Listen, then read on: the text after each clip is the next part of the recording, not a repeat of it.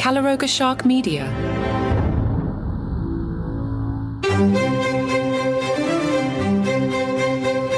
Hello and welcome to Palace Intrigue. I am your host, Mark Francis. Prince Harry's evolving accent and vocabulary are sparking debate, with some claiming he's swapped his British tones for a Californian twang after just 4 years in the US. A sketch with musician Jelly Roll promoting the Invictus Games has reignited the conversation. In the video, Harry uses American expressions like, "Screw it, let's do it," and refers to a tattoo artist as dude.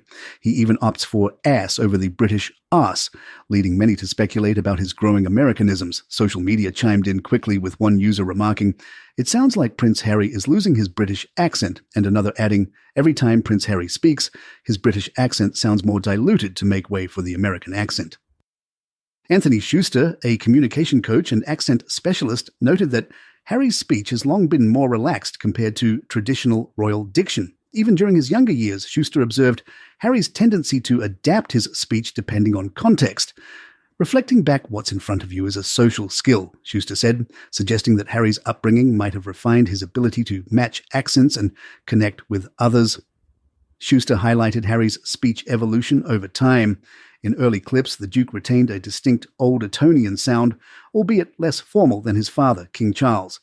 But by 2016, subtle shifts had emerged, such as dropping the final T in words like start.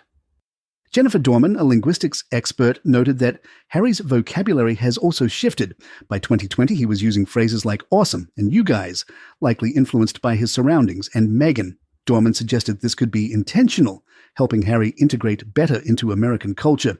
Interacting at a close level with someone all the time can cause us to pick up their speaking habits.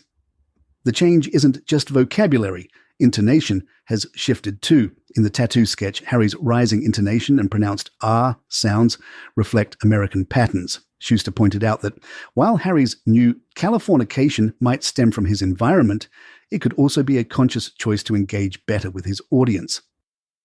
PR expert Edward Coram James tells The Express, "Getting back into acting could be a smart move for Meghan. It's something she's proven she's good at, and it would allow her to reconnect with the hardworking, talented persona she had before becoming a royal. While it might seem like a step back with the right roles, it could set her up for a lasting career in entertainment." But Meghan's also got the entrepreneurial drive and passion for causes she cares about, so she could carve out a unique space that blends both. She might also dive deeper into charity work, especially around women's empowerment, education, and social justice, issues she's deeply passionate about. This wouldn't just show her authenticity, but would allow her to make a real difference. Whether it's acting, advocacy, or a combination of both, Meghan has the chance to shape her legacy on her terms, and that's a win for everyone. It seems Donald Trump's diplomatic touch might have been a little too heavy-handed during his 2018 UK visit. According to insiders, the late Queen Elizabeth was reportedly very annoyed by a comment he made about her beloved sister, Princess Margaret. During a chat with Her Majesty, Trump allegedly referred to Margaret as the difficult sister, a remark that did not sit well with the Queen, who was known to fiercely defend her family. A source involved in arranging the visit revealed to the Daily Mail, Trump put his foot in it by saying Margaret must have been a difficult sister. The Queen was very annoyed with this remark, which she viewed as ignorant and hurtful. Despite Trump's later claim that he was her favorite president, his time with the Queen seems to have been less harmonious than he imagined. Royal author Craig Brown wrote in A Voyage Around the Queen that the late monarch found Trump's habit of glancing over her shoulder during conversations off-putting, as if searching for someone more interesting. More Palace in a moment. The University of London's Foundation Day celebration saw Her Majesty, the Queen, join an illustrious group of honorary degree recipients, including past honorees such as King George V, Queen Mary, and Sir Winston Churchill. The event, held annually at Senate House, recognizes distinguished individuals for their contributions to society and marks the university's establishment by royal charter in 1836. In recognition of her lifelong dedication to promoting literacy and literature, the Queen was awarded an honorary doctorate of literature. The honor was presented by the university's chancellor, the possible former sex bomb Princess Anne, who has held the role since 1981. This marked a symbolic continuation of the royal family's connection to the university, a tradition that began with Queen Mary and King George V. As an avid reader and advocate for literacy, Her Majesty has supported numerous initiatives over the years. As Duchess of Cornwall, she championed organizations such as the National Literacy Trust and Book Trust, In 2021, she launched the Queen's Reading Room on Instagram, a project that evolved into a charity in 2023, promoting the benefits of reading across the UK and Commonwealth. As Camilla and Anne arrived together, they were escorted into the Senate House, where the ceremony took place. Camilla offered to let Anne enter first. During public-facing duties, members of the royal family are expected to adhere to the sequential hierarchy of nominal importance, a protocol dictating the order in which royals are ranked and acknowledged. According to the Express, Anne, ever mindful of royal precedents, smiled and politely refused, encouraging Camilla to enter the room ahead of her.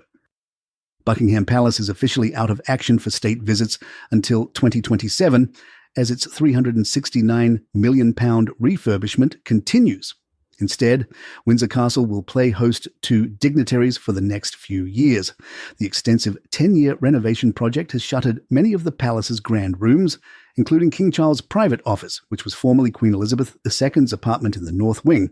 The final state visit at Buckingham Palace before the hiatus will be that of the Emir of Qatar. After that, it's all Windsor all the time for diplomatic receptions. Interestingly, once the refurbishment is complete, it seems unlikely that King Charles will even move back in, signaling a potential shift in the role of Buckingham Palace as the monarch's primary residence.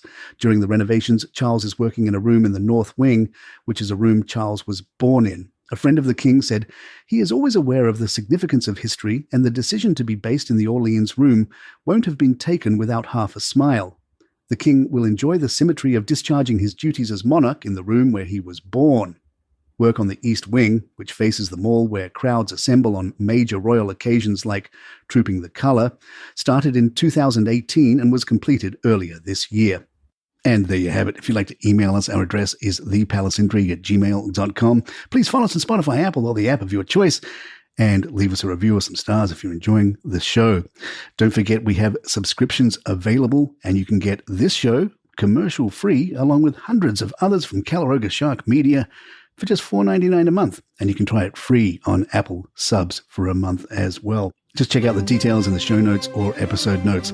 I'm Mark Francis. My thanks to John McDermott. This is Palace Intrigue, and good times.